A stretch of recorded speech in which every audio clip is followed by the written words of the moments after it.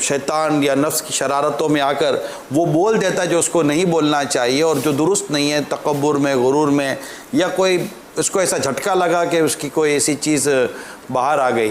لیکن جب ایسی کوئی چیز باہر آتی ہے نا تو وہ صرف تکبر و غرور ہی نہیں ہوتا، سامنے والے کی دل آزاریاں بھی ہوتی ہیں، سامنے والے کو تکلیف بھی پہنچا چکا ہوتا ہے، سامنے والے کی عزت نفس کو بھی وہ تار تار و مجروح کر چکا ہوتا ہے، اسے بہت برا لگ چکا تھا سامنے والے کو.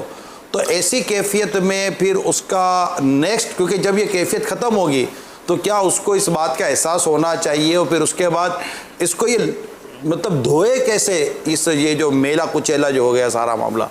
ظاہر ہے کیا اس میں تو توبہ بھی کرنی ہے، اگر گناہ کیا ہے، دل آزاری کی ہے ناحق، تو اس کو بھی راضی کرنا ہے، معافی مانگنی اس سے.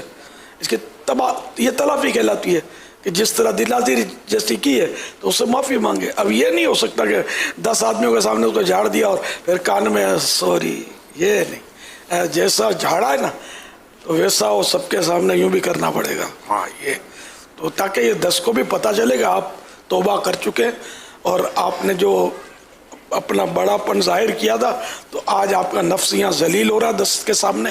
تو اس میں آپ کی اصلاح بھی ہے، آپ کی بہتری بھی ہے، اور یہ حل بھی ایک مسئلے کا اپنے اندر عاجزی پیدا کرنے کا کہ اگر یہ سب کے سامنے کوئی اس نے جرم کیا تو سب کے سامنے توبہ کرے، سب کو پتہ چلے کہ آپ نے اس کی توبہ کر لی ہے، تلافی کر لی ہے. جن کے سامنے ہوا ان کو پتہ چلے کہ آپ نے توبہ کی.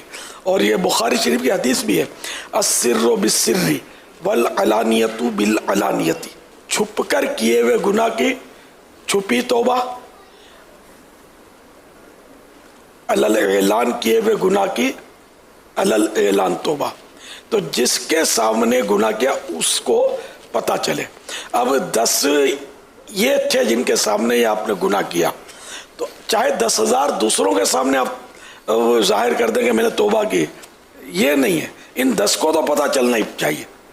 مزید کو پتہ چلا ہوا ہے کہ الگ میٹر ہے، لیکن ان 10 کو تو پتہ چلے. اعلیٰ حضرت امام اہل سنت رحمۃ اللہ تعالیٰ علیہ نے اس کی ایک وجہ یہ بھی بیان کی ہے اعلانیہ گناہ کے، اعلانیہ توبہ کے تعلق سے، یوں معافی مانگنے کے تعلق سے مجموعی طور پر، کہ اس میں ایک یہ خوبصورت پہلو بھی اعلیٰ حضرت امام اہل سنت نے بیان فرمایا ہے کہ اس سے نا نفس کو لگام ملے گی، کہ نفس کو ہو جائے گا کہ یہ دوبارہ کرے گا نا تو یہ دوبارہ اسی طرح کی غلطی کرے گا، تو یہ دوبارہ اسی طرح کی توبہ کرے گا اور یہ اعلان کرے گا اور تجھے ذلیل کرے گا. تو لہٰذا نفس پھر اس جگہ پر اسے غلطی سے روکنے پر اس کی معاون ہو جاتی، یعنی وہ نفس امارہ سے نفس لوامہ کی طرف اس طرح شاید بڑھتا چلا جاتا ہے. یہ اعلیٰ حضرت امام سعود کی گفتگو کا خلاصہ یہ بنتا ہے کہ یہ اعلانیہ توبہ کا ایک مقصد، خوبصورت مقصد ایک یہ بھی بیان کیا ہے کہ اسے نفس پر لگام رہتی ہے. جس کا نفس لوامہ ہوگا نا وہی یوں کرے گا، باقی بھائی صحیح کہہ ورنہ کون. ارے بھائی نہیں، کنگلا بھی ہوگا تو مالدار کے سامنے یوں نہیں کرے گا.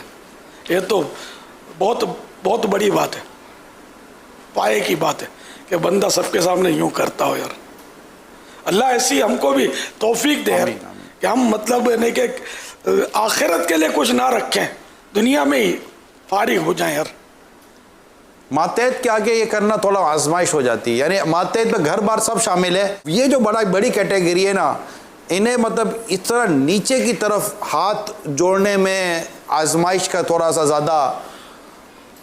ہاتھ جوڑنے کا تو میں نے ایک انداز بتایا، معافی ضروری نہیں ہاتھ جوڑے معافی مانگے. تو یعنی کوئی بھی ہوتے کو استاد بھی اگر شاگرد کی ناحق دل آزاری کرے گا معافی تو مانگنی پڑے گی. پیر بھی مرید کی ناحق دل آزاری کرے گا معافی تو مانگنی پڑے گی. ساس اگر بہو کی ناحق دل آزاری کرے گی تو معافی تو مانگنی پڑے گی. پھونک پھانسے یہاں ہو سکتا ہے کہ گزارا ہو جائے، مرنے کے بعد گزارا نہیں ہے. ہاں شوہر و بیوی کا معاملہ ہے، ہاں جو بھی ہو شوہر بھی معافی تو مانگنی پڑے گی اگر ناحق دل آزاری کی ہے. اب ناحق کو حق ثابت کریں گے تو مزید پھنسیں گے، یہ بھی دیکھ لیں. یہ کیسے ہوتا ہے؟ میرا مطلب یہ تھا، میرا مطلب وہ تھا، میں تو یوں چاہتا تھا، میری نیت تو یہ تھی. یعنی اس میں بندہ پھر کئی جھوٹ بولتا ہے ساتھ میں. یہ تاکہ چنانچہ کیونکہ اس میں کئی بار جھوٹ ہوتا ہے. یعنی اس کو ہمارے ہاں ایک انگلش ورڈ ہے، مسٹیک کو جسٹیفائی نہیں کیا جاتا. اور مسٹیک جو ہے نا وہ بائی مسٹیک ہوتی ہے، مسٹیک بائی انٹینشنلی، یعنی غلطی سے ہوتی ہے، غلطی جان بوجھ کر غلطی نہیں ہوتی، جو جان بوجھ کر کی جائے وہ غلطی کیسے ہو گئی؟ غلطی ہوتی غلطی کے ساتھ ہے۔ اب بندہ غلط کر گیا پھر اس کو صحیح ثابت کرنے کی کوشش کرے گا تو پھر اس میں آزمائش ہو سکتی ہے۔